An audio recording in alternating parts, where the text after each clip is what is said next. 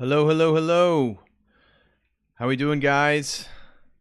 Give me a thumbs up in the chat if the audio is good.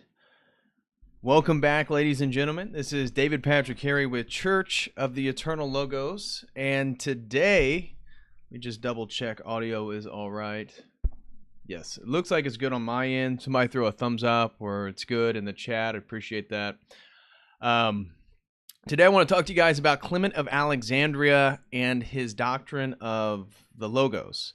So I came across this really cool article that I read. It's an academic article, and I thought,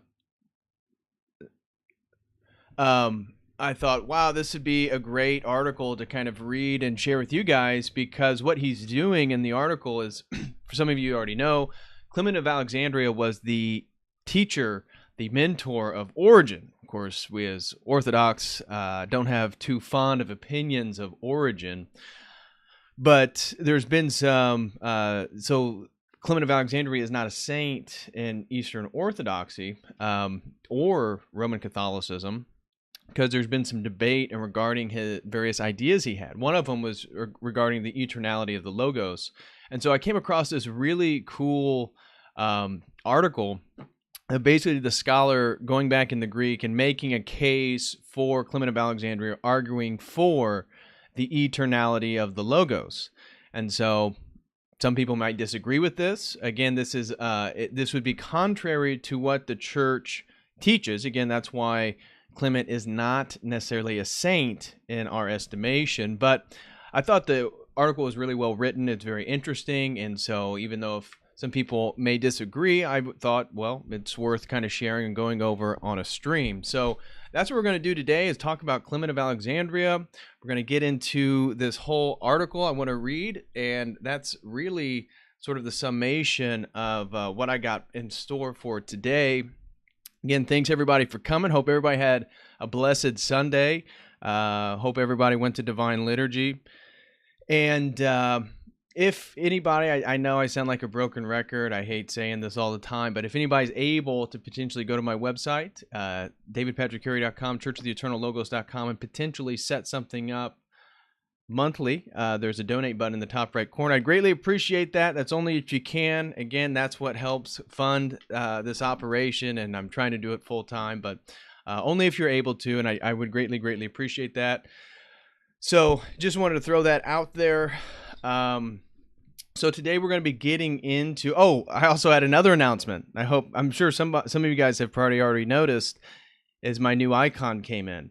So if we look at Exhibit A here, we actually see my brand new icon from the Uncut Mountain Supply, and it is of Christ the High Priest icon. A little bit different.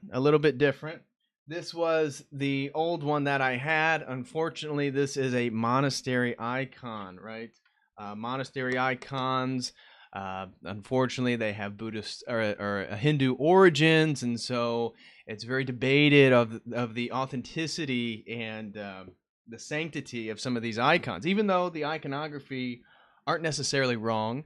So I got rid of this. This is down. I got an official Orthodox icon, so I'm not going to be bombarded with the emails all the time telling me, do you know you have a monastery? Yes, I know I had a monastery icon. It was already blessed by my priest. My priest told me to keep it, but now at least I'll be able to avoid those conversations with a very beautiful Christ the High Priest icon. And it reads right here, it says, "I will come again and will take you to myself, that where I am, you may be also." And so, anyways, just wanted to point that out. I was pretty excited. Got that up and on the wall. I need to get it blessed, though. I need to take it. I should have taken it to church today. I did not. But I don't know. I need to be more on top of things. So today, yes, thank you guys. Let's go, says Red Pill Raccoon. Appreciate it, guys. Thank Mr. Hill has joined us this evening. Thank you, Mr. Hill. William threw in that said Clement of Alexandria isn't a saint in Roman Catholicism as a whole, but he is in the Eastern Catholic Church. Yes, correct. Catholics can't decide whether he is a holy man or a heretic. True, they obviously can't. I know that due to the partitions of a couple popes, they actually had him as a saint at one time, and then he no longer is a saint, and he is not a saint in Eastern Orthodoxy due to some of the controversial understandings regarding his idea of the logos, the eternality, the origination of the logos and stuff like that. Again, that's what our article is going to be addressing today. So let's just kind of get into, I had a general conversation. We're going to get it, just familiarize ourselves. I don't plan on today's stream being super long or anything. In fact, it's going to be a little bit heady, a little bit academic. Some of you guys may find it a little dry, who knows, but it's going to be sort of an academic analysis of Clement of Alexandria and a scholar trying to defend him. So it's going to be interesting. At least I thought it was very interesting. But Clement of Alexandria, let me pull up his icon, or at least that photo of him, not his icon, but a photo. Here is Clement. He was the bishop of Alexandria. He was born sometime in the middle of the 2nd century. And it's believed he died sometime between 211 and 216 in the 3rd century. 211 and 216 is where he passed away. And as I mentioned, he was the bishop of Alexandria. He was not born in Egypt, as some people falsely assume. He was actually, it's believed, this is from a 6th century account, but it's believed that he was actually born in Athens. And that's kind of interesting because one of the things that Clement of Alexandria is actually known for is his sort of likeness for the Greek philosophical tradition. And so one of the things that he's very known for is his emphasis and discussion on logos. But he was possibly a little bit too philosophical, if you will, too Platonic. This is the charges that are aimed at him. He's a little too Platonic, a little too Stoic, even though he's critical of both schools, both traditions. And he, so he's not a Platonic demiurge logos. Logos is Christ. Logos is God. It's just this two-stage theory of logos is that this article is going to get into. That's a little bit controversial. But Clement of Alexandria was an incredibly, incredibly learned man. And this, of course, has caused him a little bit of trouble in regards to maybe his fealty to Greek philosophy. So he grew up, his parents were very wealthy pagans. Like I said, he was given basically one of the best educations. He was extremely learned, a very, very smart guy. And he traveled through Greece, Italy, Palestine, and then eventually in Egypt. And that's where he resided for most of the rest of his life. And like I mentioned, he was the teacher of Origen. This is one of the very famous attributes about him and has caused some controversy because, again, we're not too big fans of Origen given his Platonic and sort of false doctrines and ideas regarding theology. So I think at least one of the things that the article kind of hints at that we're going to go over is, this didn't help his reputation given the sort of becomings of his students. So I wanted to highlight that. I pulled up a few things online that I thought were interesting in regards to some quotes from Clement of Alexandria. I liked this one. He said, "I think that one must approach the Logos, Savior, not induced by the fear of punishment and not in the expectation of some kind of reward, but primarily for the sake of the good in itself. Such will stand on the right in the sanctuary." So again, notice how that phrasing, the good in itself, so you can maybe see a little bit leanings towards Platonism, though again, he is not a Platonist, and he did actually debate he argued against the Platonic tradition, Stoicism, and stuff like that. But I like that one. I liked this one. Where he says, "Extremes, in fact, are dangerous, but the mean is good, and all that avoids dire need is a mean." So I like that one.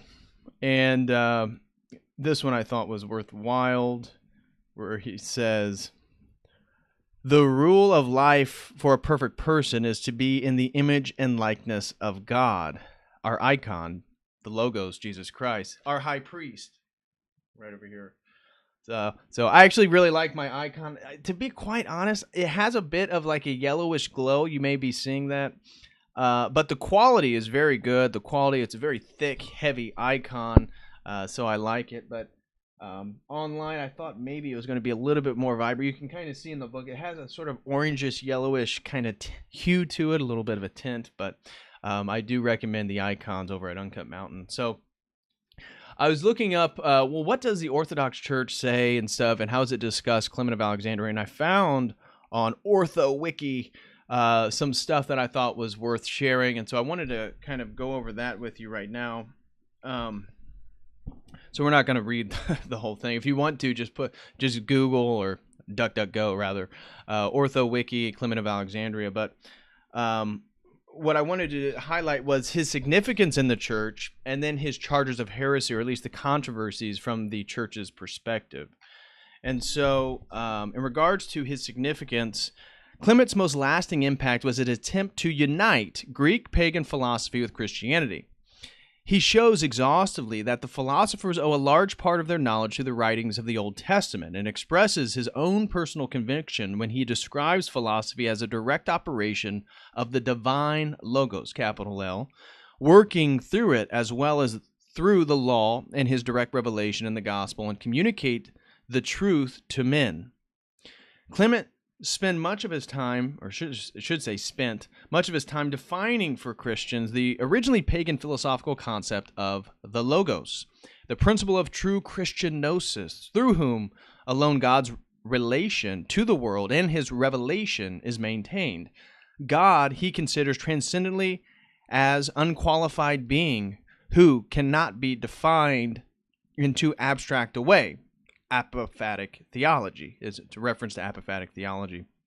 Though his goodness operated in the creation of the world, yet immutably self-sufficiency,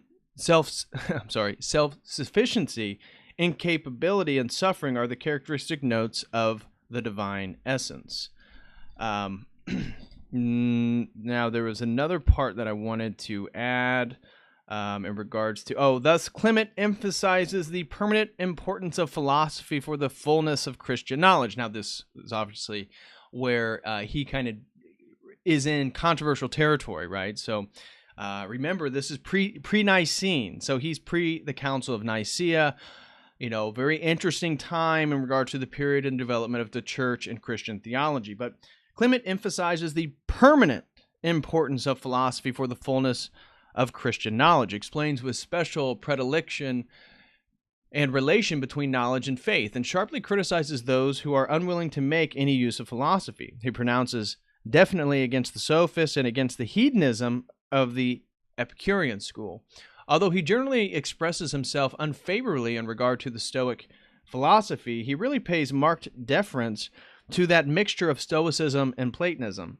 And guys, if you see me going like this, you probably already noticed it in previous streams. I have a problem with my right eye. I have what's called superior oblique myokymia, and one of the nerves on the back side of my eye spasms uncontrollably. Usually when I don't get enough sleep, or I didn't get enough sleep and I have a bunch or too much caffeine. But I didn't sleep well last night, and then woke up, went to church today. Just been busy all day, and the thing has been spasming all day. And when it does that, my eye, like the picture, actually jitters, and so it's easier to read a lot of times going like this and just looking out my left eye. If you see me doing that, I'm not making a face at whatever I'm reading. I'm actually doing that because my eye's jittering. A mixture of Stoicism and Platonism, which has characterized the religious and ethical thought of the educated classes of his day. This explains the value set by Clement on gnosis. To be sure, he constantly opposes the concept of gnosis as defined by the Gnostics, and that's going to come up in our conversation today with the Valentinian school. Those of you may be familiar with who Valentinus was. He was a Gnostic, had his own Gnostic school in Egypt. He almost became the Pope of Rome. He didn't, and that's probably a good thing. And of course, the papacy as we know it was not established then. But a Gnostic almost became, just that sort of honorific title is how we would understand it. But the sort of relationship with Clement and his contention with the Gnostics, specifically the Valentinian school, is going to arise in our paper today. For Clement, faith is the foundation of all gnosis, and both are given by Christ. As faith involves a comprehensive knowledge of the essentials, knowledge allows the believer to penetrate deeply into the understanding of what he believes, and this is the making perfect, the completion of faith. In order to attain this kind of faith, the faith of knowledge, which is so much higher than the mere faith of conjecture or simple reception of a truth on authority, philosophy is permanently necessary. Christianity truly is a philosophy. I know that would be controversial to some people, the way that's worded. And the perfect Christian is the true Gnostic. But again, only Gnostic according to the canon of the church, not the heretical sect. The way to union with God, theosis, is for Clement only the church's way. The simple faith of the baptized Christian contains all the essentials of the highest knowledge. By the Eucharist, the believer is united with the Logos and the Spirit and made partaker of incorruptibility. So that is his significance in the church that I wanted to highlight. But I wanted to also say what was going on in regards to the heresies and the sort of controversies of Clement. So that will give the context of what our author is arguing against in the paper that we're getting ready to read. So according to Clement, though Christ's goodness operated in the creation of the world, the Son himself was immutable, self-sufficient, and incapable of suffering. So a sort of docetic Christology. This is he's certainly charged with doceticism at times. According to his interpretation, such are the characteristic qualities of the divine essence. Though the Logos is most closely one with the Father, whose powers he resumes in himself, to Clement, both the Son and the Spirit are, quote, firstborn powers and first created.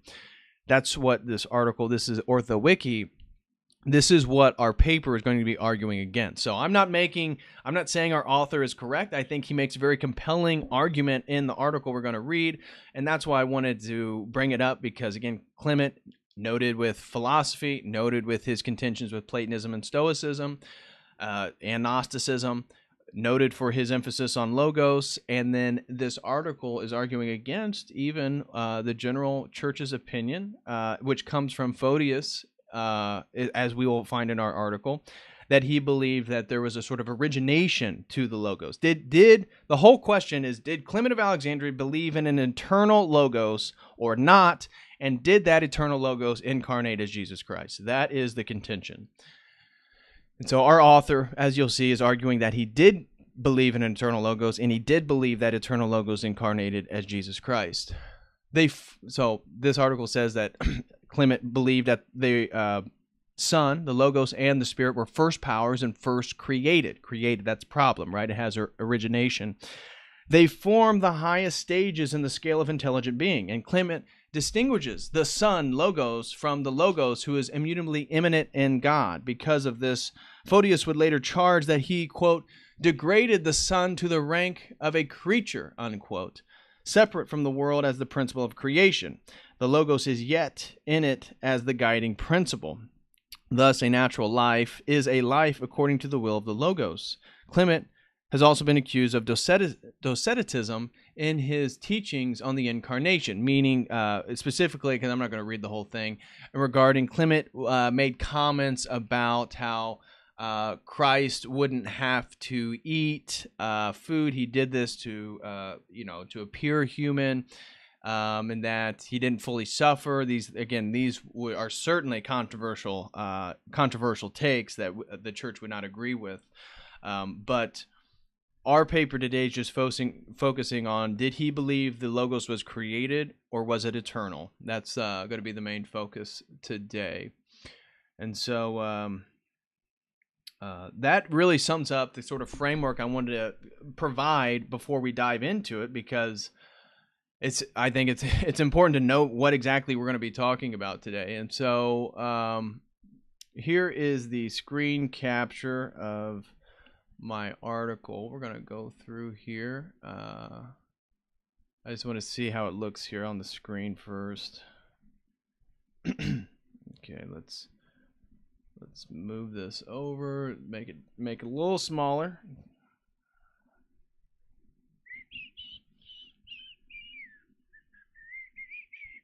Okay. There we go. How's that look on the screen? Let's see. Okay. You can't read that side. There we go. Okay, so now you guys can read that. We're going to go like this, and I'm going to read this article. Okay, so we are reading Clement of Alexandria and His Doctrine of the Logos by M.J. Edwards. And basically, I'm just going to run through, and at times I'll stop and give my own comments and thoughts. But really, I just thought this was a really interesting article. Again, rebutting a very, the traditional Christian Eastern Orthodox opinion on Clement of Alexandria. Again, that's why he's not a saint in our church. He's a saint in Anglicanism, Coptic Christianity, Eastern Catholicism. Ethiopian Orthodoxy, I believe he's also a saint. So kind of the Church of the East, if you will. But let's just get into it. Again, I don't plan on this being too long of a stream today, and it's going to be a little bit heady, but for those interested, I think it's going to be a lot of fun. So it begins, modern research on Clement tends to make him a late partisan of the two-stage concept of the Logos, which we meet in the 2nd century apologists. Again, two-stage meaning it has a sort of origination, and that there's a difference between Logos in heaven and Logos incarnate. According to this, the Logos was embedded from all eternity in the Father and became a second hypostasis when the Father brought it forth before the ages as his instrument of creation. This doctrine, which entails that only the nature and not the person of the Logos is eternal, was a heresy for most Christians after the Council of Nicaea, and there is no doubt that it had already lost ground in Alexandria by the time of Clement's death. Remember, when did he die? Between 211 and 216. So it isn't until early 4th century, the 300s, where we get the Council of Nicaea. So this is almost 100 years, a little over 100 years before the council. Origen denied it, and when Bishop Alexander alleged that Arius held a doctrine of two logoi, he assumed that it would be immediately recognized as heresy. Arius did not mention a doctrine of emanation, perhaps not even the doctrine of two logoi. And the purpose of this article is to show that we have no grounds for believing that either theory was any more acceptable to Clement than to his successors. In the first part, I shall argue that the classic formulation of the two-stage theory, in which an outgoing word or logos prophoricos supervenes upon an immanent word or logos endiathetos, was not a universal datum in the time of Clement. In the second, I shall challenge the philological and philosophical arguments that have been adduced to prove that he held the theory.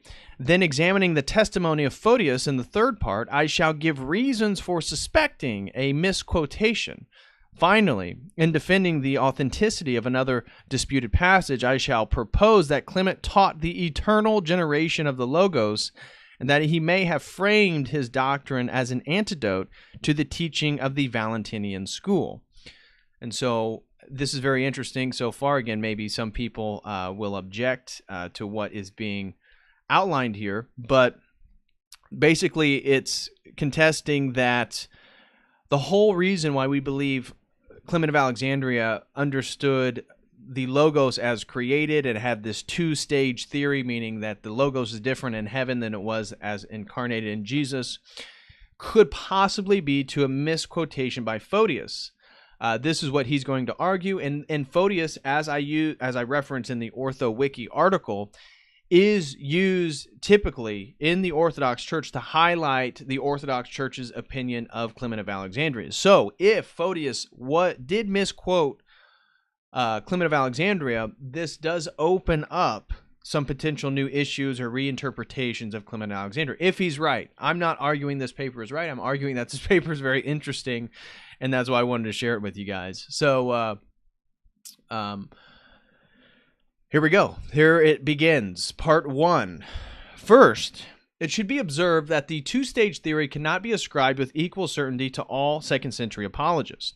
It is plainly found in Tatian, who declares that the Logos, quote, sprang forth, unquote, from the Father, having previously resided as a potency or a dunamis within him. It is not so clearly present in Ignatius of Antioch, who, if we follow the middle recension, sorry, my eye's crazy right now, in his letters do not amend the manuscript, spoke of Christ in his epistle with the Magnesians as the Word who proceeds in silence from the Father, unquote. Some readers have conjectured that this silence is a state of intermediate and potential being which Christ enjoyed before his emanation from the Father as the Logos, capital L. Others maintain, however, that Ignatius is alluding to the secrecy of the Father's operations in the period when, as he writes to the Ephesians, the devil was kept in ignorance as of the three mysteries that were fulfilled in Mary's virginity, her labor, and the cross. The second view is corroborated not only by the parallel from Ephesians, but by the immediate context in Magnesians, for the author is plainly speaking of the incarnate Christ when he celebrates his, quote, obedience in all things to the one who sent him, unquote. Even less can any case be built on Justin Martyr, for he also affirms a generation of the Logos from the Father, but says nothing of any antecedent phrase. Athenagoras makes a better witness, as he writes that, whereas Christ is the Father's offspring, he is in none the less ingenerate. This could be construed to mean that while his person had a beginning, his nature was eternal. That is what we believe. And this in turn could imply that he was imminently or potentially in the Father before he came forth and acquired his own identity. That something of the kind is clear from the subsequent statement that the Son, who from all eternity had been a rational principle in the Father's mind and one with him in the dunamis of the Spirit, came forth to be the idea, the energeia, of the entities that had hereto lain inchoate in the elements of material creation. Nevertheless, Theophilus of Antioch is the only writer of the 2nd century who finds words to differentiate the two stages in his history of the Logos. In the first, he is endiathetos, or immanent to the Father, and in the second, he is prophoricos, or uttered. And so he has his Greek, and I'll just read the English. There's no point in God then, having his own Logos, dwelling in his own inward parts, generated it, having emitted it with his own wisdom before the whole of creation. As truth relates, the Logos, which pervades all things, was dwelling in the heart of God. But when God wished to make whatever he had resolved, he brought this Logos forth as an utterance, the firstborn of all creation. We cannot assume, however, that the usage of Theophilus is inherited from or a legacy to other Christian authors. He is, after all, unique in referring to the term Sophia to the Holy Spirit. Very controversial. Sophia has a whole another lineage in regards to Gnostic theology. Even within Orthodoxy, a more recent scholar, somebody like Bogakov, tries to establish this concept of Sophia. So to typical Orthodox theology, we do not use, we may use Sophia to regards to wisdom, but not this other concept that it can be controversial and confusing too, and that's what he's highlighting here. No one cites his works before Eusebius, and no one before Eusebius' time returned to the combination of endiathetos or prophoricos in expounding the generation of the Logos. In Clement's day, Tertullian was a vigorous spokesman of the two-stage theory, opposing ratio as the immanent or to sermo as the exoteric Logos. The adjectives endiathetos and prophoricos seem, however, to have had no interest for him. He was not afraid of Greek, since he acknowledges the word probole, of Valentinian origin, as a precedent for his own use of prolatio. But prolatio is the lexical equivalent of prophoricos, and had Theophilus' usage been familiar to him, Tertullian would not have been obliged to make such a damaging admission. In diathetos, prophoricos, and their cognates are attested either singly or in conjunction in the contemporaries and predecessors of Clement, but none of the following instances seem to warrant the application of either term to the second person of the Trinity. 1. Though the coupling of the term is often supposed to have been a Stoic commonplace, there is only one example in the Stoicorum Veterum Fragmenta of von Arnim, and here the two locutions signify discrete phenomenon, but successive phases in the evolution of one. Here is a block quote, and it reads, "Thus say," I think maybe he meant to say they say, "that it is not by the uttered logos that man differs from the irrational beast, for crows and parrots and jays also emit connected words, but by the indwelling one," meaning the logos. Here, logos indiathetos denotes the human faculty of reasons, logos prophoricos, any sound produced by a living creature. So long as some articulation is discernible, it is not said that the two are complementary, that logos prophoricos is characteristically the expression of a logos indiathetos. On the contrary, sounds emitted by an animal do not betoken thought, and we are not informed that thought has any natural propensity to close itself in speech. Nor does this distinction have any theological value for the Stoics. Their God was never a logos prophoricos, simply the logos immanent in nature. Even where, as in Philo of Alexandria, the adjectives prophoricos and indiathetos are complementary, they are carefully reserved, as I shall note below, for the logos in humanity, as distinct from that of God. And if you guys are following the article here, notice when logos is capitalized and when it's lowercase. This is very useful. So just checking the chat real quick. So, all right. So, looks like everything's going good. Hey, guys. So, I'm going to get back to it. Number 2. Irenaeus may be the first great Christian theologian who has not been credited with the two-stage theory. He employs the words indiathetos and prophoricos, but only in the rebuttal of a teaching that he imputes to his Valentinian adversaries. They maintain that the aeons of their system flowed from silence, yet remained within the fullness of the Godhead. This, Irenaeus says, is a contradiction, for one of the aeons born within the Godhead is the Logos. Notice the capitalization.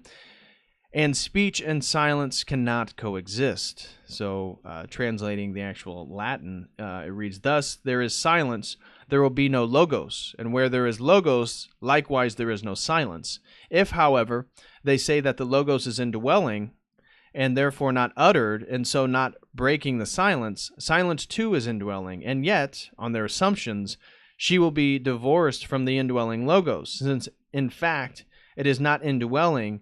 The sequence of theirs indicates an omission." Irenaeus, who seems to be ironically lending terms to his opponent rather than quoting him, may not have wished to say that there was heresy in the terms themselves. Nevertheless, he chooses not to employ either indiathetos or prophoricos in their own account of the generation of Christ the Word. Nor does he say that either he or his rivals would have treated indiathetos as the regular counterpart to prophoricos.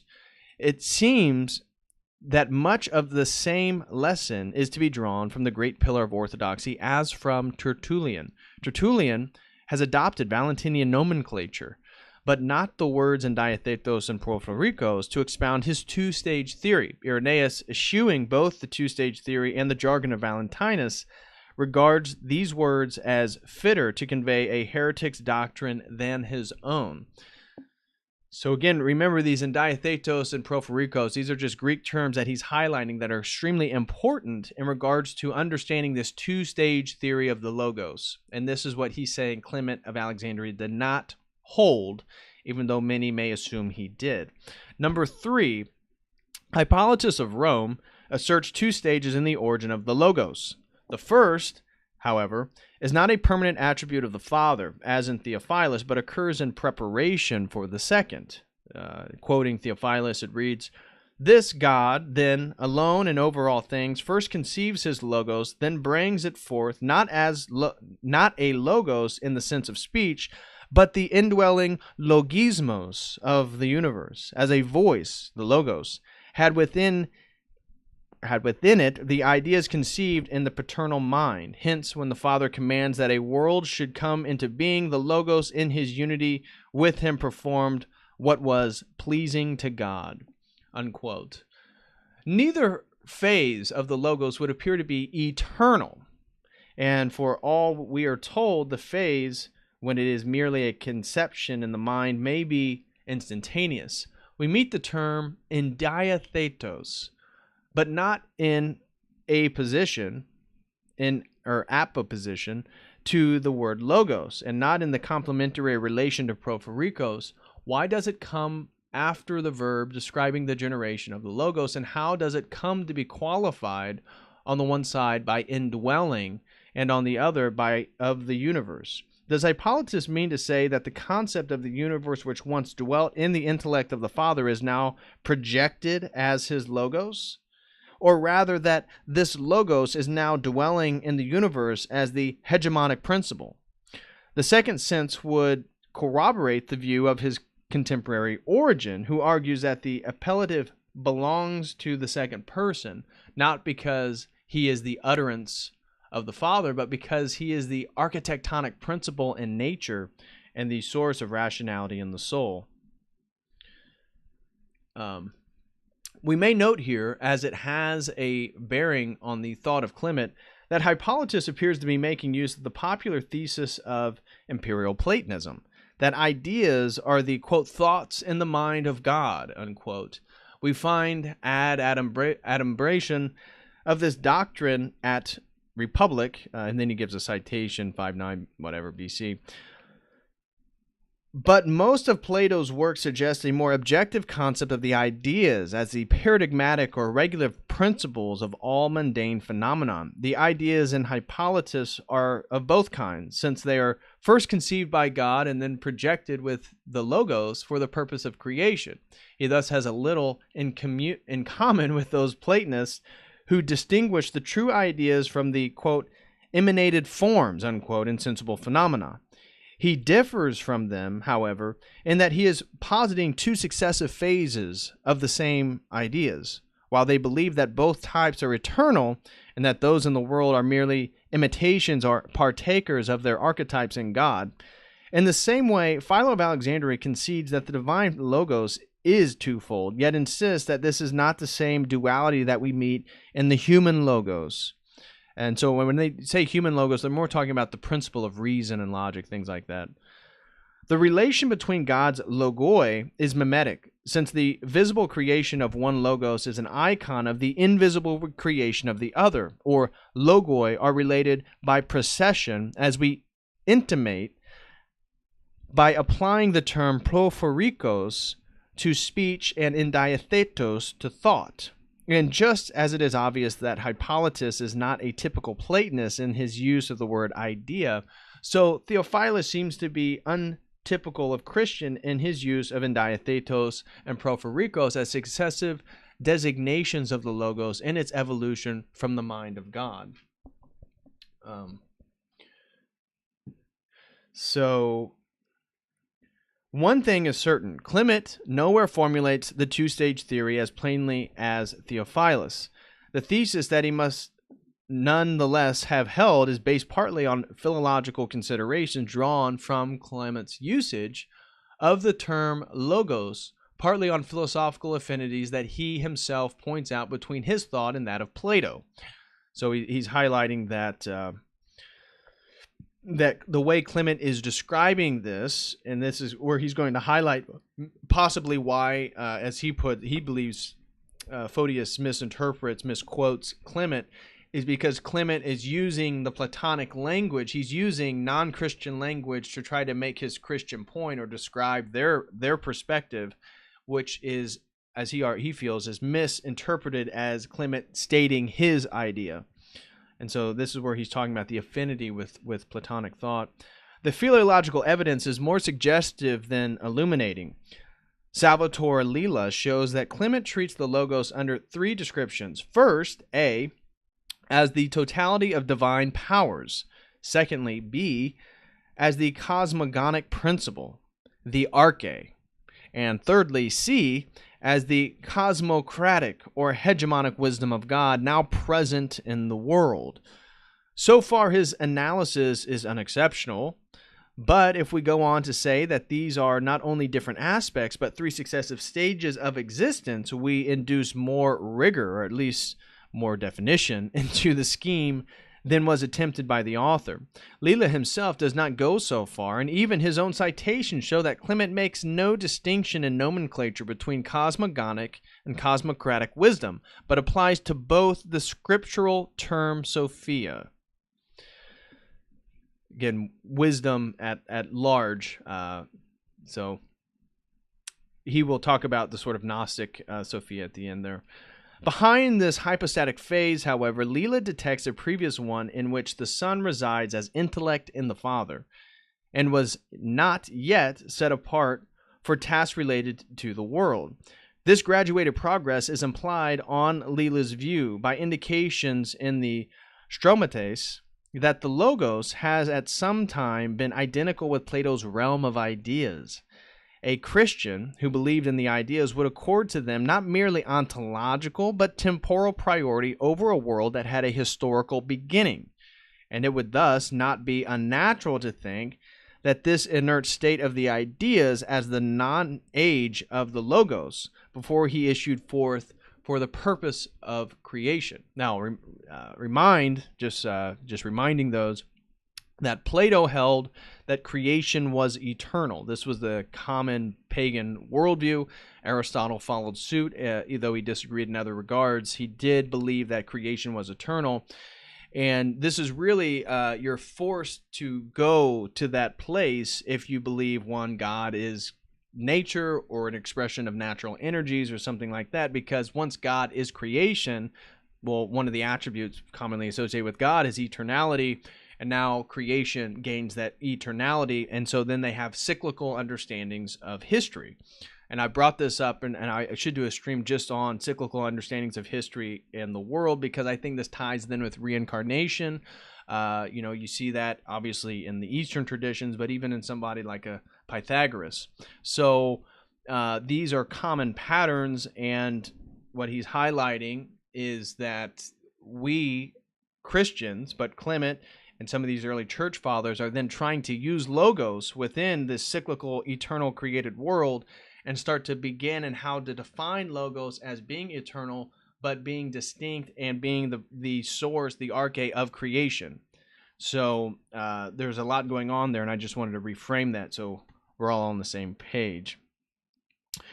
It is certainly true that Clement was more likely to have made use of Platonic thought than any of his predecessors, but for that very reason, he was sure to have been aware that neither Plato's dialogues nor the Middle Platonists, Philo of Alexandria being a Middle Platonist, would have countenanced a gradual evolution of the ideas from the intellect that initially contained them. On the contrary, since neither has an origin in time, they must be either indissolubly united or eternally distinct. Among those who embraced the second alternative was Numinus, from whom Clement quotes the famous aphorism, quote, "What is Plato but an Atticizing Moses," unquote.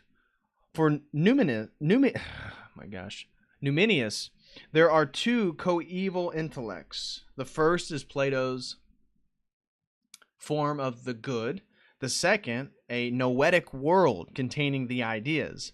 Dependent though it is upon the first, the second is not said to have proceeded from it or have been its offspring, and if we are to imagine that the contents of the second had initially resided in the first, we should belie the eternal character of both. It is true indeed that ideas in Plato sometimes possess dynamic properties, not because they undergo any motion in themselves, but because they initiate motion in subordinate phenomena. There must, as Socrates argues in the Sophists, be a principle of life, what Neoplatonists would later call a zygonic potency. in those transcendent paradigms which give form and life to every living entity. They are thus productive by their very nature without emerging from intellect. Thus, Leela, again, this is an author. Leela is an author of a paper which this author is rebutting, who borrows phrases from the Enneads to illustrate both phrases in the existence of the Logos, is happy to admit that in Plotinus, the ideas do not subsist outside the mind that generates them, even if the Logos were the realm of ideas. Therefore, this would not imply that he ever possessed the static and unproductive mode of being which proponents of the two-stage theory attribute to him, while he was merely immanent and potential in the Father. This point is made by Clement himself at Stromateus, so 16.3, just another citation, where he informs the Greeks, ironically, that logos is the barbarian equivalent for idea, and that both denote the thought or anomia of the deity.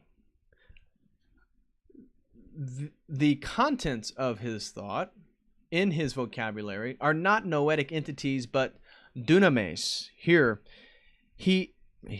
If he has any understanding of the ideas in Platonism, he cannot mean that they exist potentially. The ideas are always actual, being simply and eternally identical with their properties, and leaving no residual substratum to be converted into essence. So, consequently, the true rendering of dunamis must be power. We shall see below that paternal dunamis is a phrase employed by Clement to denote the logos in his cosmic function. An analogy can be drawn between the logos and an idea, not because either is susceptible of development in itself, but because they engender constant and determinal processes in the world, and thus enable every agent and activity to attain its proper end. Elsewhere, as Eric Osborne notes, the term idea is not employed in Clement's work except where he quotes or paraphrases Plato. Thus, Leela reports two passages in which mind is called the place of ideas. Yet Plato is cited expressly in both, and even in the former, where he identifies mind with God, Clement makes it clear in the following sentence that he is still attempting to paraphrase the great philosopher. Again, he's paraphrasing the philosopher. He's not putting out his ideas. This is what our author is going to maintain. These statements, which are not endorsed and do not entail any parallel with the Logos, may help to explain why Clement was a somewhat tepid Platonist. They afford no proof that he ever conceived the Logos as an embryonic thought of the Godhead, rather than as an operative and cosmocratic power. It is possible, then, that the world of ideas exists for Clement only through the procession of the Logos from the Father. From a comparable thesis, we need only look to an Alexandrian predecessor who carried to an extreme result the negative and apophatic theology for which Clement is famous. Whereas Clement and a number of the Platonists maintain that God exists but is otherwise best described by negatives, Basilides, according to the satirical but valuable report of him in Hippolytus, has raised his God so far above the creatures as to deny him any defining attributes, even that of being. The realm of eternal essences or ideas was the seed of all things in the present world, but this is the huotes, or the sonship, not the coexistent God who gave it substance as the totality of his own creative powers. Thus, he is the super essential cause of the ideas, but he has never been the seat of them, for that would make him the subject to affirmative predications. The sonship is projected from the God as the Logos issues from the Father in Clement's Trinity, and notwithstanding the latter's moderation in the use of apophatic language, all the Platonic terms in his pronouncements on the Logos are compatible with the doctrine that the ideas reside uniquely and immutably in him after his procession from the Father. For that reason, he is more intelligible than his ineffable progenitor. He invests in him such powers as will and wisdom, so that these can serve as the regulative principles, in Plato's terms, the ideas of the world. So I do love that for that reason, he is more intelligible than his ineffable progenitor, meaning, of course, as we understand it, Christ, the Logos, is the image of God the Father. We know the transcendent All-Father through his Son, through the second person. That's really all that's being said there. Let me just make sure chat's still going on.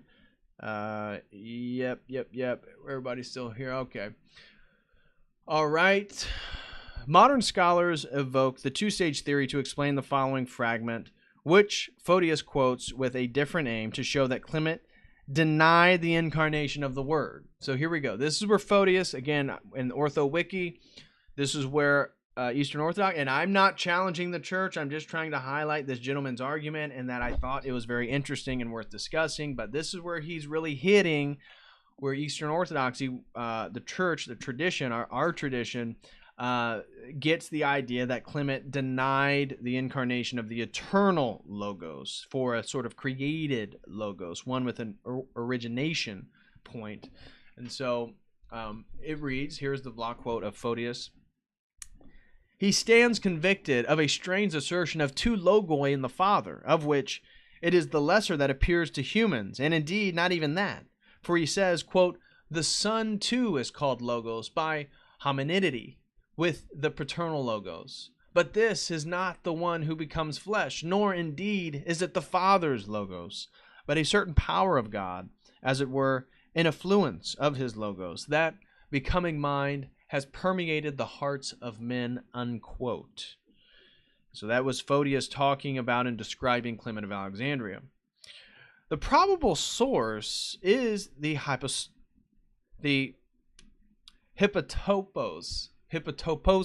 Sorry. The probable source is the hippotoposes, only fragments of which remain. Casey dissents from Photius, yet accept Zahn's argument, these are authors by the way, for the authenticity of the passage, and deduces that the Patrikos Logos must be Christ at rest, Theophilus Logos in diathetos. But if we accept this reading, we are at loss to make sense of Clement's description of the Son elsewhere as the energeia patrike of the Godhead, where it is plain that he manifests this energy in the present world as Lord and Savior. Hold on, I just lost my... Lord and Savior. We are told that where he wills to be, he is present, as the dunamis patrike, not permitting the slightest task of grievance to escape from his attention. Earlier in the same discussion, declaring that the Father has made everything subject to the paternal Logos, he not only makes it clear that Christ retains this title as the present ruler of the cosmos, but with his usual promiscuity of allusion, applies to him terms that apostolic writings had reserved for the risen Jesus. This is a block quote again. For the Son of God never quits his watch, not changing from place to place, but being everywhere at all times and in no way circumscribed. He is wholly mind, wholly the Father's light. To him, the paternal Logos, the whole host of angels and gods has been subjected, for he has received the sacred economy through the one who subjected him. Unquote.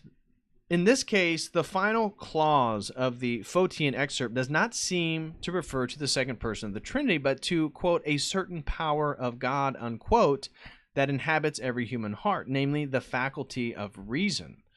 Okay, so what is our author claiming here? That Photius, he's not giving him any sort of malicious intent, but saying that he misquoted Clement of Alexandria talking about the faculty of reason, not the paternal Logos, not the capital L Logos who we worship and are incarnated as Jesus Christ. And so because he's talking about the faculty of reason, maybe another way to rephrase that is the uncreated energy of reason, that this is the source of the misunderstanding. This is what our author is arguing. Okay, so I'll just read. That was one sentence, so I'll just reread that. In any case, the final clause of the Photian excerpt does not seem to refer to the second person of the Trinity, but to, quote, a certain power of God, unquote, that inhabits every human heart, namely the faculty of reason. This, as I shall argue, is also a possible meaning for the most important occurrence of the expression logos prophoricos in Clement's writings. And he has a block quote here, and it says, "The one who gave us a share in being and life has also given us a share in logos, wishing us at the same time to live rationally and well. For the logos of the Father of all that is not this uttered logos, but is the most manifest wisdom and goodness of God, an almighty power, indeed, and truly divine, nor is it incomprehensible even to unbelievers, being the will of the Almighty," unquote. Everything that Photius says here, except the blasphemous assertion that Christ is called, lowercase logos, only by hominidity with the paternal intellect, in both texts a logos belongs to the Father is contrasted with an inferior one, introduced by the pronoun hutos. In Photius' quotation, the obvious antecedent of the pronoun is hoousios, or hoouios, which is the Son. That would be the Greek. That's hoouios. Designating the Son of God, though not the incarnate Christ, is he also the one described as huotos in the passage quoted here from Clement's Stromates? There is nothing in the Greek to indicate this, and the most recent editor reads hutos in the light of the previous sentence, where logos is nothing more than the human faculty of reason. In that case, logos prophoricos would be best construed as logos which is prone to display itself in utterance, unquote. Alternatively, it is possible that it needs no antecedent. It means simply, quote, this logos prophoricos of ours, unquote, meaning this sort of faculty of reason of ours.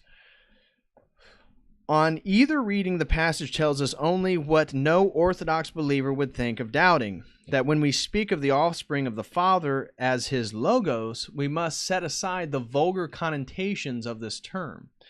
Photius was certainly capable of misreading Clement. Let us suppose that Photius read the words legatai, main kai, ho, prophoricos logos at the beginning of the passage that he cites. An erudite man, familiar with the usage of Theophilus and perhaps some later authors, he could easily have mistaken it for a Christological title, and thus he foisted on Clement at least two heretical distinctions, one between the Son and the paternal logos, and the other between the Son and the incarnate Christ, that are paralleled now in his extant writings.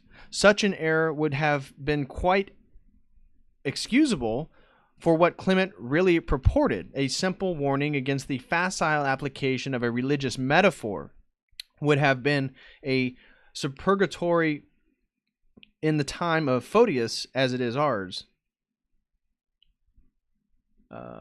It was evidently not so in the case of Clement.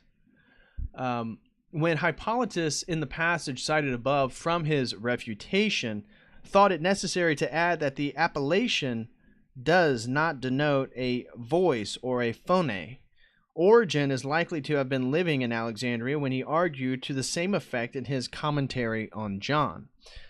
Here is another quote, and it reads, "They are continually citing, my heart has emanated a goodly word, regarding the Son of God as the Father's utterance, which consists, as it were, in syllables. And in this way, if we make accurate inquiry, they deny him his substance, and fail to indicate his being, by which I mean not so much a certain mode as any being whatsoever." If Clement shared the fears of his contemporaries, the text that offended Photius is most likely to have been not a manifesto of the doctrine of two logoi, this is this two-stage theory that most people assume Clement purported, but a caution against mistaking Christ the Logos for his homonym, our daily medium of communication, the energy. We can take the next sentence as a repetition of the same lesson. This audible logos, permanently ensconced as it is in the human heart, is not the paternal intellect, but a power which God bestows as an emanation upon his creatures. Now, emanation, we got to be careful there because that's getting into sort of Platonic understandings, Neoplatonism, Middle Platonism, Platonism.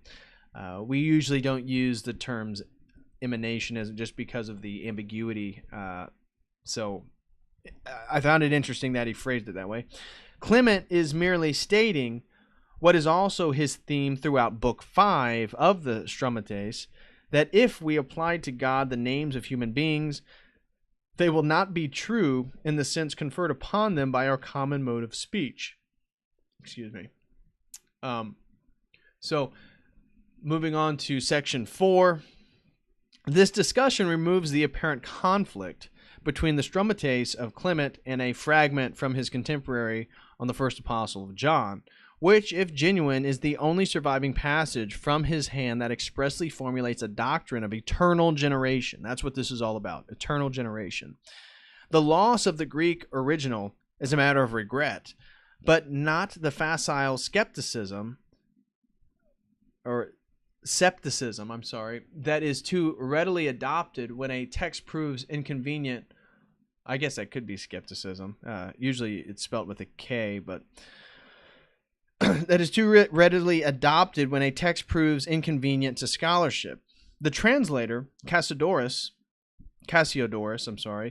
was not a theologian or an apologist for Clement, but a polymath of the 6th century, who could easily have purloined a more illustrious name to sanctify a comment on the first epistle of John. And so here is this big block quote from Cassiodorus. That which was from the beginning, which we have seen with our own eyes, which we have heard, in accordance and in keeping with the gospel according to John, this letter also maintains a spiritual principle. Thus, when it says, from the beginning, the elder explained it in this way, that the origin of his generation is not separated from the origin that is, or maybe is in, the Creator.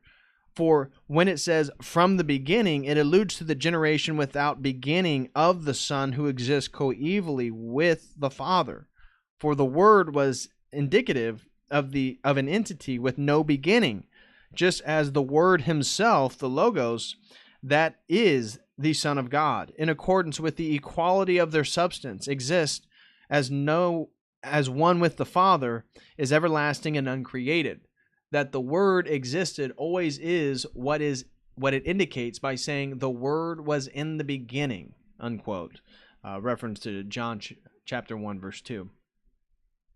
Really, it's John chapter 1, verse 1 in the beginning. Okay. The allusion to a presbyter as the source of the exegesis is a mark of authenticity. Parallels abound in the 2nd century, but a forger of any later period would have coined a bishop.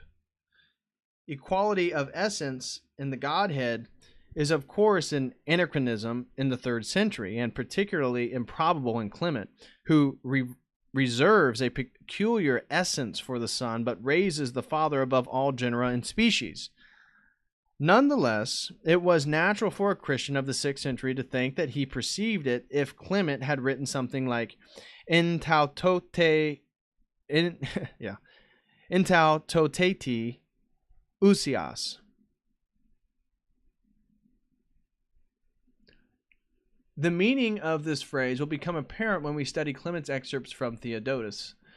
The predicate of unity with the Father can be traced to John chapter 10, verse 30, and already has a cognate in Athenagoras, where the Son is said to be one with the Father, as well as in Hippolytus, cited above, where the Logos is katein, with the God whose mandates he performs.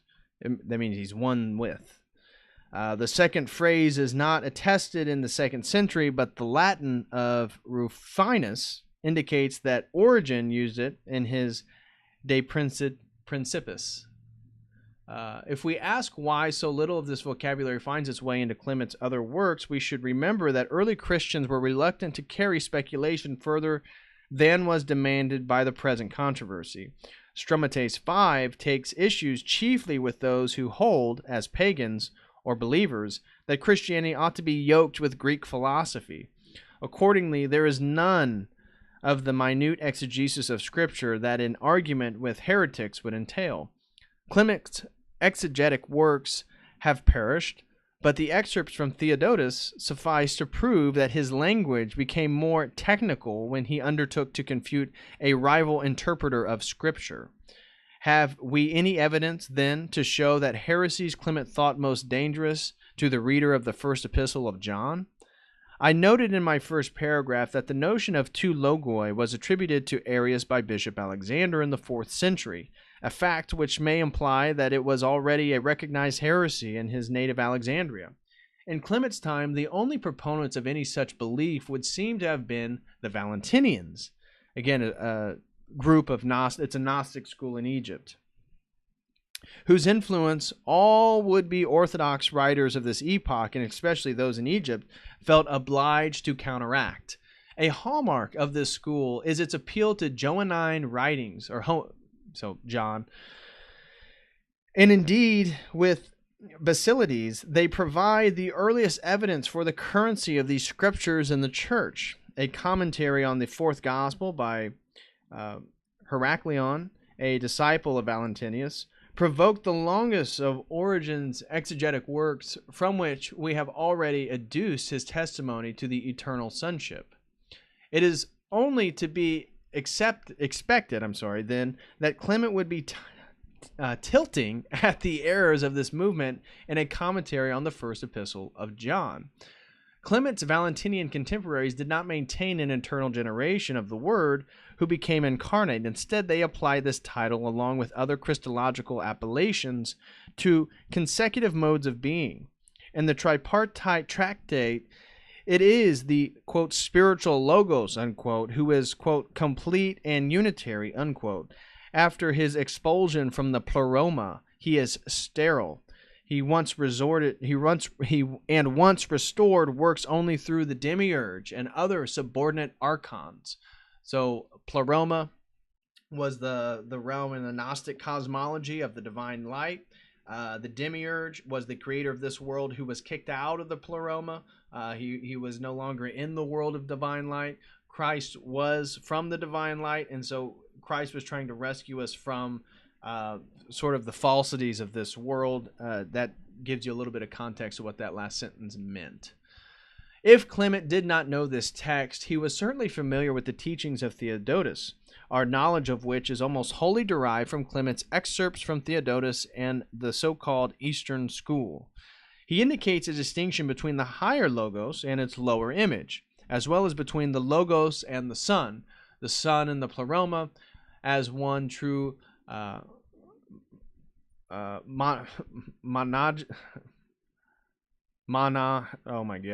I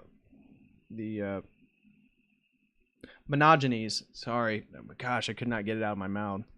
Monogenes bears the title nous. The logos dwells within the true monogenes as its origin or arche, and the demiurge is his image or icon on the lower plane.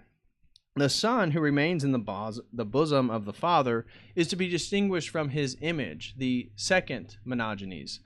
This seems to be the same one who, as the offspring of Sophia, is the image of the pleroma, and has emptied himself in leaving it for our sakes. Yet it seems that a further distinction can be drawn between the psychic Christ who supplicates the aeons of the pleroma and the Jesus who came forth to be the light of the world, unquote. The two are of course related, and we are told that Jesus Christ, having first put on the seed of flesh vouchsafed by his mother Sophia, underwent a gradual fashioning and knowledge until he was ready to put on the psychic Christ. It is this Christ who remains at God's right hand and cannot participate in the suffering on the cross. So that was a description of the sort of Valentinian Gnostic Christology of the Logos. As excerpt 19, Clement records a claim that Christ as Logos is the image and Son of an invisible Logos who abides unchangeably in the Godhead. It seems that by his impassible generation, This image took flesh not only at the nativity, but also in a sense at the creation, when he received ousia, or essence, in obedience to the operative and overruling cause. It can be said, therefore, that in the beginning, the unchangeable Logos became a son, not only in the circumscription, not by the true conversion of his ousia. This can scarcely be Clement's own opinion, as it affirms the identity of Christ on earth with the Creator at the cost of divorcing both God, the Logos, who is not credited with any distinct hypostasis.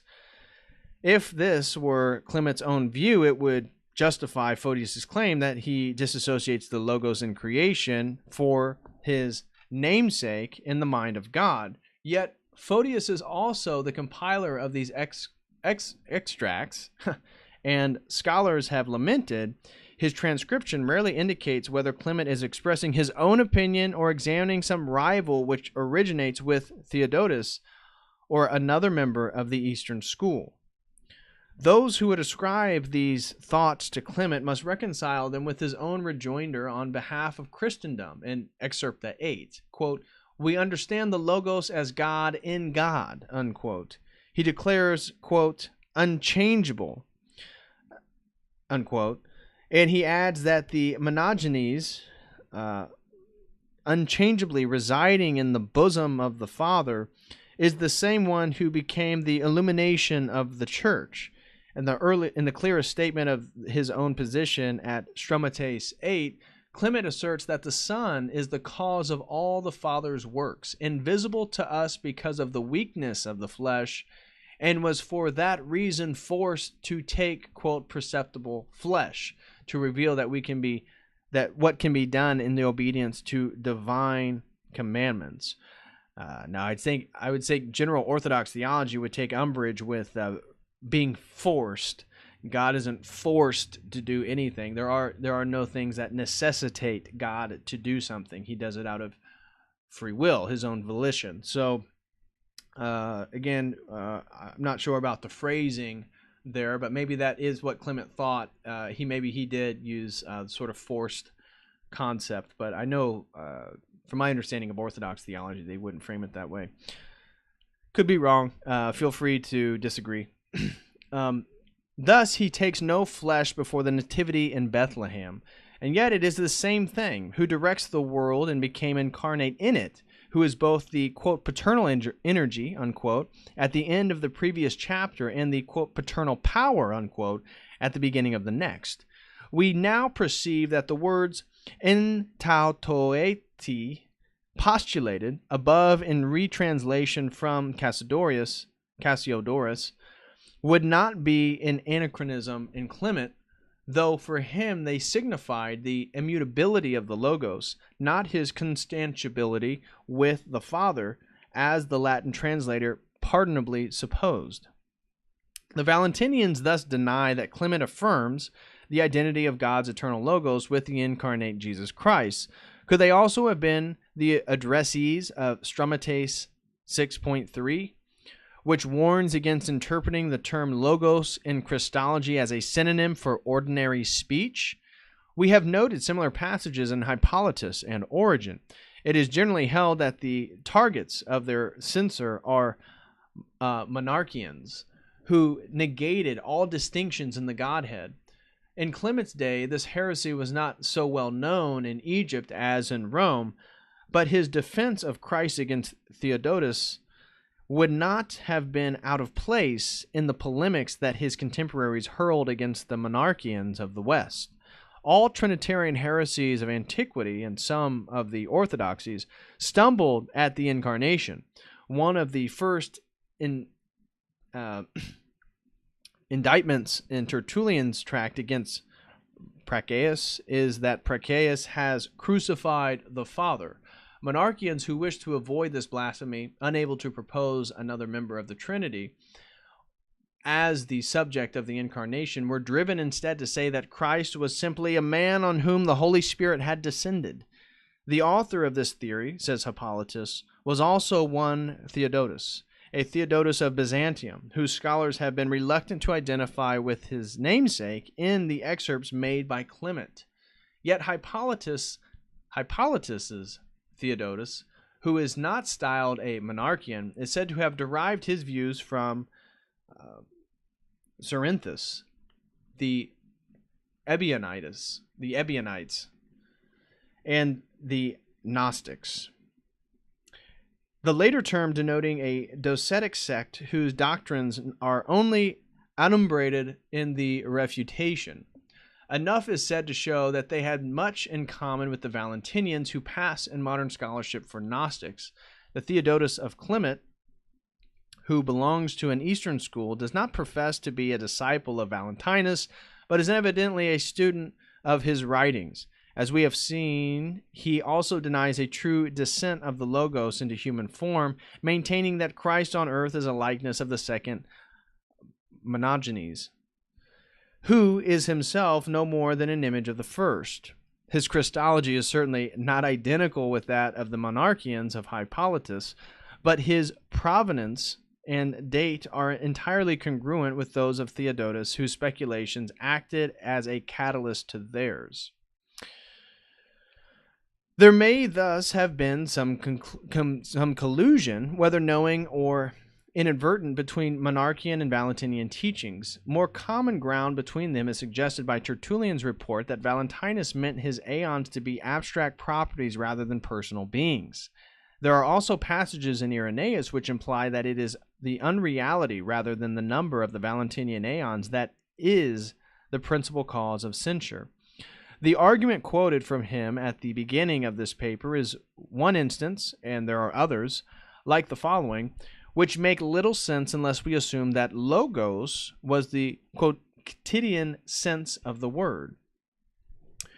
And here is a block quote, and it reads, "Now those who say that enoia, reflection, was omitted, the nous, intellect, from enoia, and then logos from this, can be refuted first on the grounds that they are making illegitimate use of omissions, and secondly that they are describing the affections and passions of human beings, but are ignorant of God, seeing that the things that occur in humans to enable them to speak are applied by them to the Father of all, whom they none the less declare to be unknown to all." So, sort of logical contradiction there.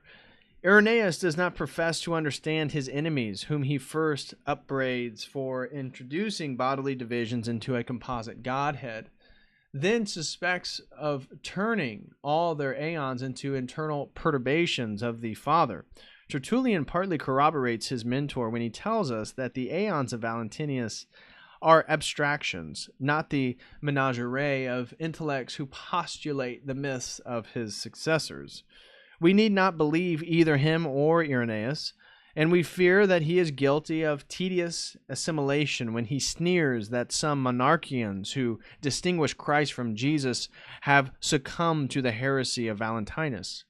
This study is concerned with the content, not with the validity of arguments, and thus it is sufficient to note that Christians who were faithful to the episcopate could employ the same critiques against those two, ostensibly so different, schools.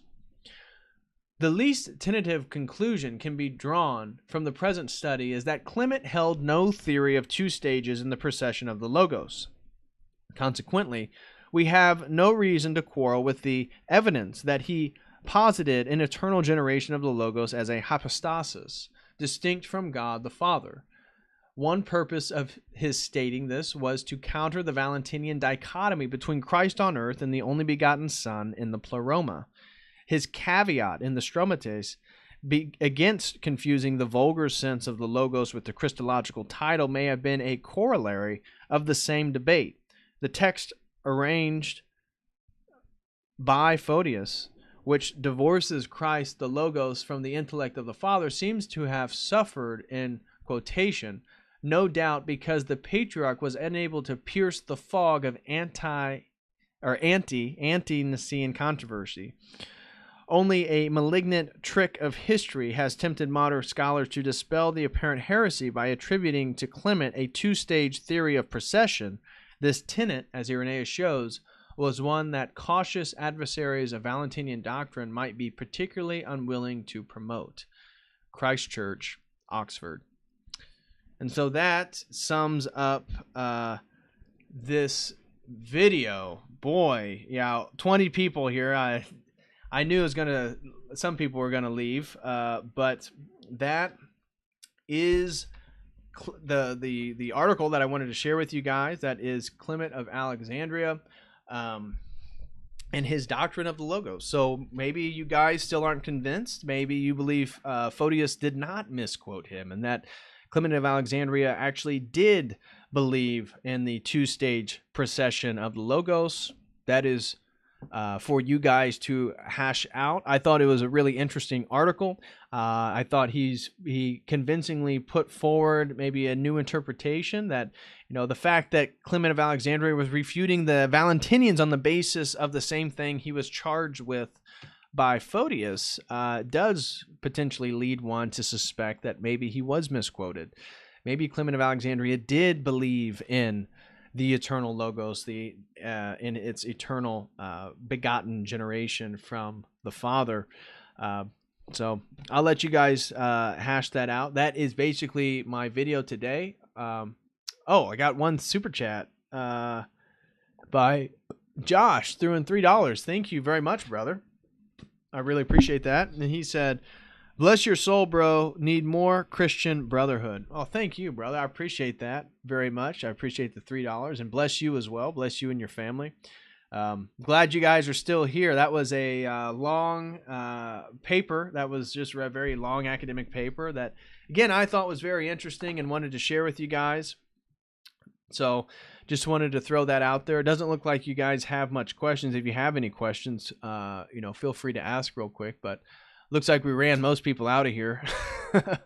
I was kind of suspecting that anyways. And it's 8:30 on a Sunday night. But I will just wait around here for a minute or two if you guys have any questions. Again, if you guys like what I'm trying to do on this YouTube channel, please go to my website, davidpatrickharry.com, churchoftheeternallogos.com, and in the top right-hand button, there is a donate button, and if you could set something up monthly, just a cup of coffee, $5 a month, I would greatly, greatly, greatly appreciate it.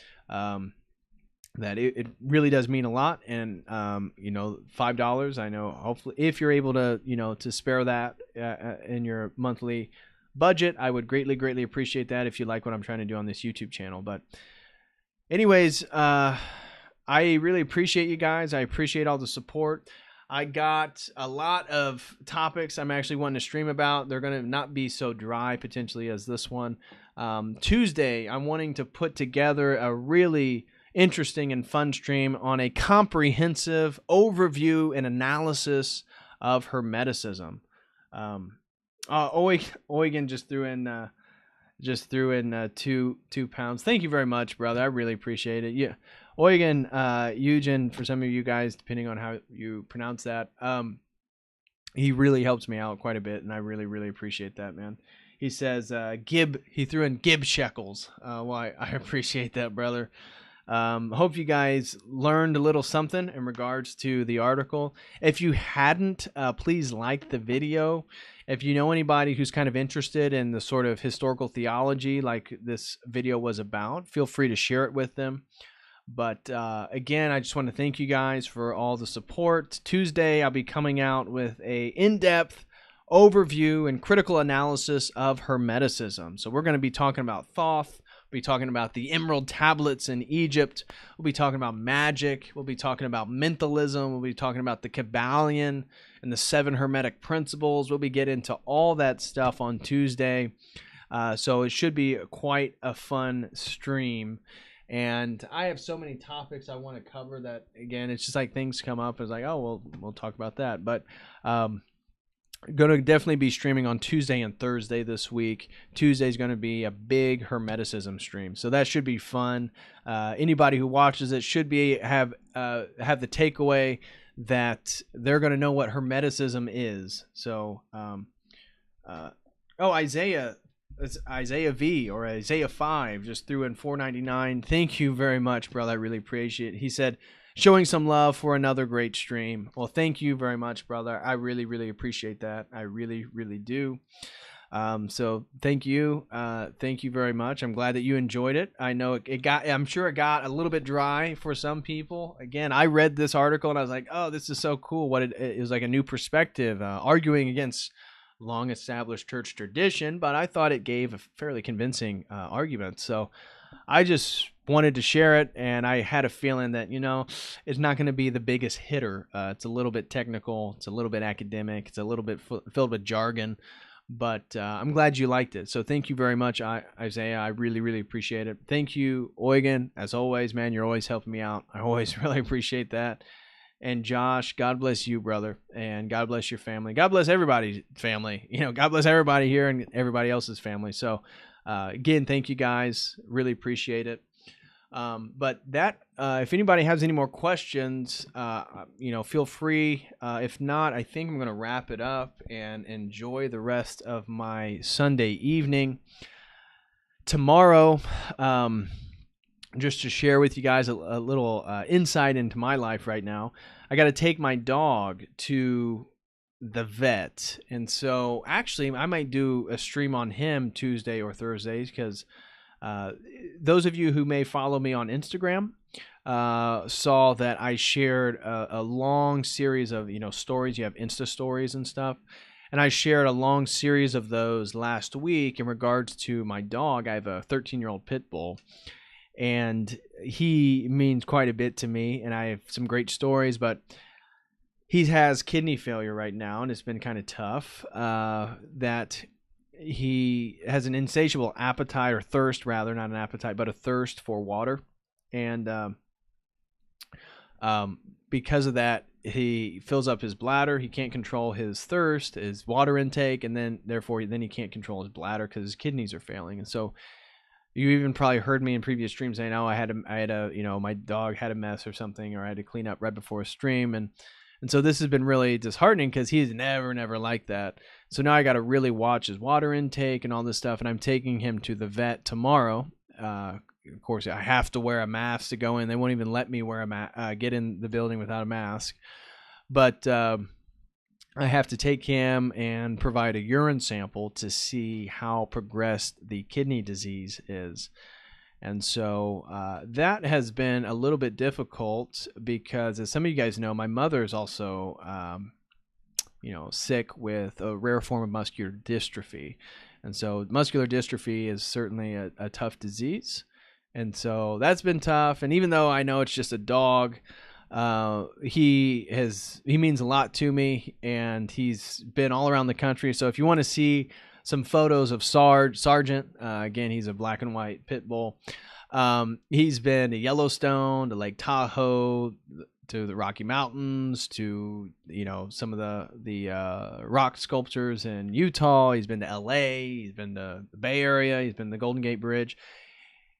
He's been all over the place, and so I put a little montage of Sarge together. But depending on the news, tomorrow I may just do a sort of memorial stream, because putting Sarge down is going to be so difficult for me, because unfortunately his body is still in good shape. So it's like, I got this pit bull, he's 13 years old, his body's in good shape. Normally their hips go out, or this, he can jump in the back of the car, he can still jog a little bit. Again, he's quite old, but he's got kidney failure. His organs are going out on him.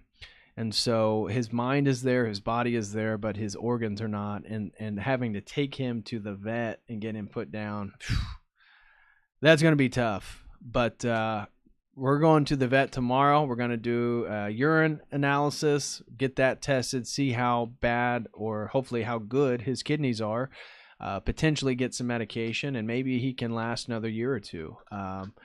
But it hasn't been good so far. So that may be my stream Thursday, or Tuesday would be a memorial on Sarge. Not sure. Eugen said, will you have Sam Shamoon on? Sure. I'm totally open to having people on. The thing with having people on is I have so many topics I want to stream about. Not that my streams are any better than, you know, some of my guests, having some guests on. So I'm totally open to have him on. You know, Eugen's he's always asked me, you know, referring me people to have on. And, you know, I'd like to have Brother Augustine on as well. I was thinking about having Brother Augustine, you know, Sam Shamoon. I'd be totally stuff, you know, good with. I need to check out more of his work. I just saw his conversation with Dyer. That's the only thing that I'm familiar with. Yeah, there's somebody else that I was thinking about reaching out to in regards to coming on. I can't exactly remember right now. Father Seraphim, yes. Sorry to hear about your dog. Well, thank you, brother. I appreciate it. Oh, my dog is drinking too much water. Well, you know, it could just be that they're thirsty, but if you notice that they just have these insatiable thirst and they won't stop drinking until they finish their water, it can be indicative of 1, diabetes, or 2, kidney failure. So just be careful, especially if they're older dogs. And so that's what I'm getting checked out tomorrow, find out if he's got diabetes or kidney failure, and what we can do. And hopefully we can prolong Sarge's life another year or 2. That would be ideal. But I'm really praying and hoping that it's nothing too serious and I have to put him down anytime soon, because that will be too difficult for me right now. But very sorry to hear about your doggo. God bless. And I'm glad you had so many great times with him. Thank you, Ian. And again, anybody who wants to see all my photos with Sarge, again, I got photos of him on the beach next to the Golden Gate Bridge, Lake Tahoe, Yellowstone, Teton National Park. Father Spiridon. Yeah, I watch his stuff all the time. Father Spiridon is great. Yeah, Father Spiridon. I'm sure he probably has to talk to his bishop or whatnot to come on podcast. Are you familiar if he's actually gone on other people's channels or not? Because I know mostly he does his own videos, and I would imagine being a priest like that. I'd love to have Father Josiah Trenum on. That would be a real pleasure to have Father Trenum on and ask him questions and get his perspective on culture. That would be a lot of fun. That is something that I want to work up to. That would be great. Yeah, Brother Augustine would be a great guest. Yeah, I want to have Brother Augustine on. I thought the topic that I'd like to discuss with him is preparations for the coming collapse. Because I've been watching some of his videos. I thought he's had really insightful commentary in regards to that. And of course, you know, I've been referencing a lot of that stuff. So I thought a conversation with Brother Augustine on the upcoming collapse, ideas, he can sort of attack Prophetarianism, as we've seen that basically come to a comical end here recently with their leader peeing himself at a demonstration and then basically being bullied by BLM. So that's not much. Oh, he's part of Rocor. Father Spiridon's part of Rocor, so he'll probably be allowed on. Oh, awesome. Okay. Well, that's really good. Yeah, Father Trenum is more active online, it seems. Yes. Yeah, I love Father Trenum, and it would just be so much fun to have Father Trenum on and just to talk about the world, get his opinion, just ask him questions. I just pepper him with all these questions, get his perspective on what's going on, and I think that would be a really fun stream. So I'll keep my fingers crossed. That is definitely a top tier guest I'd like to have on. Yeah, I follow Father Hears as well. I watch his podcast, his YouTube videos. I don't listen to the podcasts per se, but I love his videos. Very insightful gentleman. I really enjoy Father Hears. We need to convert Josiah Trenum and Brother Augustine to Telegram doxy.